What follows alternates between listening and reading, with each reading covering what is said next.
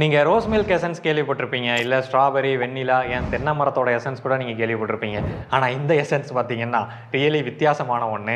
இதுதான் வந்து biryani essence. And smell பண்ணி பார்த்தோம் அப்படின்னாலும் நிஜமாவே அந்த பிரியாணியோட ஸ்மெல் தான் வருது. அப்படி இதில் என்ன தப்பா சேர்த்துருக்காங்க அப்படின்னு சொல்லி கேட்டிங்கன்னா, natural extracts of edible oil and refined sunflower oil, free of artificial colouring and ப்ரிசர்வேட்டிவ்ஸா. பரவாயில்லையே, ஆர்டிஃபிஷியல் கலரும் இல்லை, ப்ரிசர்வேட்டிவும் இல்லை. வெரி குட்ரா. வெறும் எண்ணெயை வச்சு மட்டுமே உருவாக்கியிருக்காங்க. ஆனால் அந்த எண்ணெய் எதோட எண்ணெய்னு தான் தெரியல, அந்த ஸ்பைசஸோட எண்ணெய் மாதிரி தெரியுது. வீட்டில் போடுற பிரியாணியில் டேஸ்ட்டும் இல்லை, வாடையும் இல்லை அப்படின்னு சொல்லி நம்ம ஆட்கள் யாராவது அந்த வேலையை பார்த்துட்டு இருக்காங்க. இந்த எசன்ஸ் வந்து ஆக்சுவலாக பிரியாணிக்காகலாம் கிடையாது. நம்மளாம் சில பேர் இருப்போம் இல்லையா, எண்ணெயும் சேர்த்து தான். பிரியாணியாக இருக்கணும் அப்படின்றது அவசியம் கிடையாது.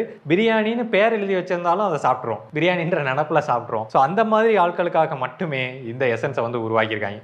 உங்களுக்கு வெள்ளச்சோறு வயிற்றுக்குள்ள இறங்கல அப்படின்ற பட்சத்தில் இந்த எசன்ஸை 2 ஸ்பூன் ஊற்றி நீங்கள் சாப்பிட்டீங்க அப்படின்னா பிரியாணி அப்படின்ற நினப்பில் இறங்கி. உண்மையான பிரியாணிக்கு